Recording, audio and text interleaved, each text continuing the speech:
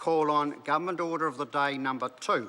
Appropriation 2016-17 Estimates Bill, third reading. Mr Speaker. The Honourable Bill English.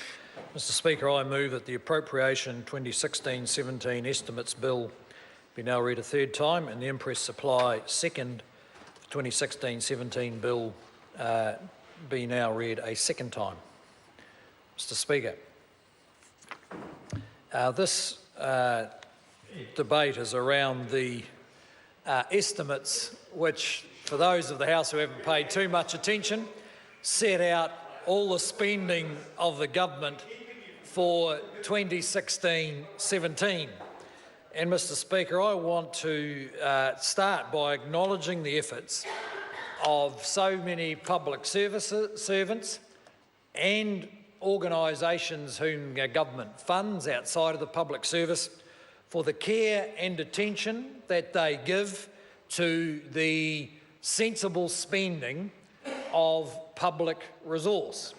That is the taxation we gather off so many New Zealanders.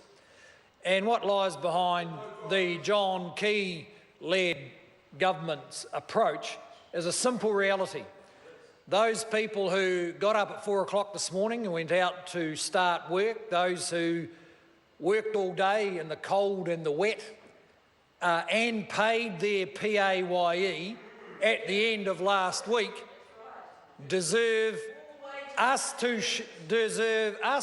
to make as good a use of it as they would have if they'd been allowed to keep it. Because there's households right across New Zealand where another couple of $100 would make a big difference. So that's why the government pays attention to how money is spent. We only have billions because people pay 15% when they go and buy their milk and their bread at the supermarket. That's how we end up with billions of dollars.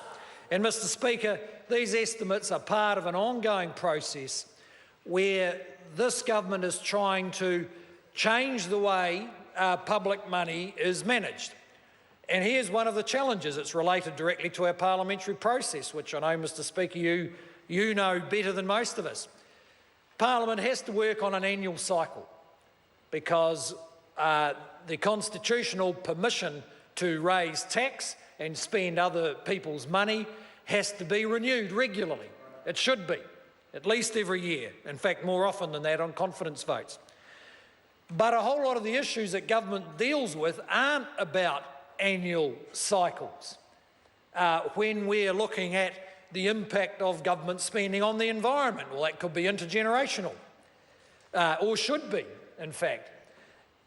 When we're looking at educating our young, that's not about 1 year's result or 10 years' results. For too many of those children, it is the only chance in their lifetime to change their prospects. And so a big part of what's going on in the refocusing of the public sector is to get the right balance of compliance with the requirements of Parliament as expressed through these estimates, where we have to be able to track every dollar on the one hand, with making sure it's effective in a time frame that's relevant to the issues that government has responsibility for on the other hand, because frankly the estimates don't tell us a lot about whether we change that young child's life or whether we help the prisoner not to reoffend or whether we write the right quality of environmental regulation that will have an impact for a generation, because that's how long it takes fresh water to get from the farm to the river, carrying nitrates if that's what's happened. And that's quite a challenge, I have to say, because our government agencies are hardwired for compliance. If there's one thing they have to do, it's comply with the appropriations that this Parliament gives it and Parliament's watchdog, the Auditor-General. They have to do that.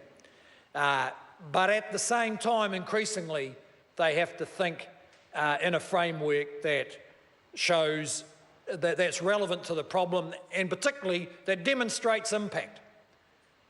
Because too often the spending that we're approving here disappears out into the wider community, and people, even with the best of intentions, aren't quite sure if it worked. Because the spending here is not for the teachers, it's not for the doctors, it's not for the police or the NGOs. They're all very influential, sometimes too influential, on how the money is spent. The money, the spending, the support is for the citizens, or the word I like to use because it irritates people, including the Labor Party, and that is our customers. Our customers. Not people who are passive recipients, and that annoys the Greens, because they, like Labor, want the New Zealand public to be grateful recipients of their good intentions expressed with other people's money. That's what they like. People who just put up with what the government gives them, put up and say, well, it must be the right thing because nice people from the government said so. Well, that model of government is over, and if governments don't change it, the evidence around the world is voters will, if they feel that the state can no longer be responsive, can no longer change when it should change, Mr. Speaker. So that's what lies behind a lot of the direction and changes in the estimates. And Mr. Speaker, of course, it covers a whole range of issues, including spending on issues that have been discussed quite a bit lately, one of which I will mention is housing. I thought it was notable today that the Labor Party had nothing to say about housing, and you know why? Because yesterday the government initiated the process for the biggest housing development the country has ever seen, like ever seen. And it's only the first of a number. Well, it'll go in Tamaki from 2,500 to 8,000 houses. Well, here's a challenge for the member. If the Labor Party housing policy was so popular, Phil Goff would be using red billboards in Auckland. And Justin Lester would be using red billboards in Wellington. But the Labor Party policies are so popular that Phil Goff is making every effort to look like the national candidate for the mayor of Auckland. And Justin Lester is so desperate not to be labelled with Labor. He's so desperate not to be labelled as Labor that he's using the ACT colours for his billboards.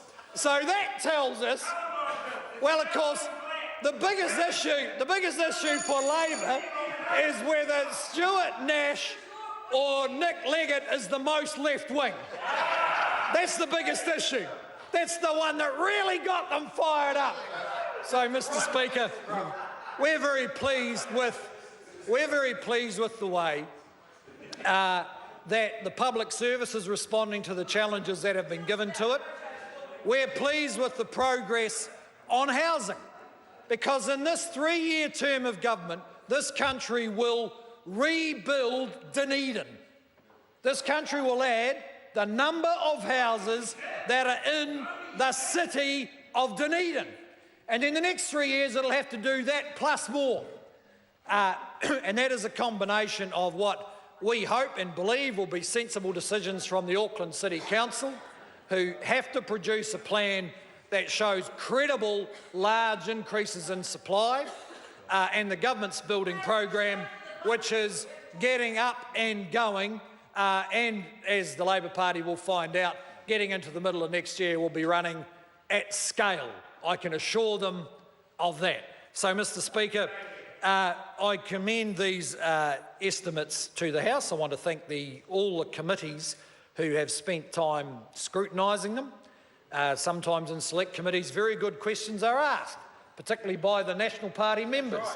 Sometimes not so good questions are asked by everybody else, but it's part of, I think, in the select committee, a growing understanding of the way that public spending is being managed in New Zealand, and it's all about doing a better job for those New Zealanders who most need it, not doing this crazy things like the Labor Party is suggesting.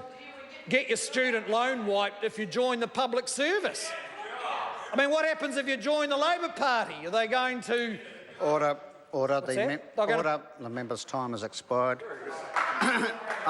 Mr. Speaker. The question is that the motion be agreed to. Mr. Speaker. Grant Robertson. Never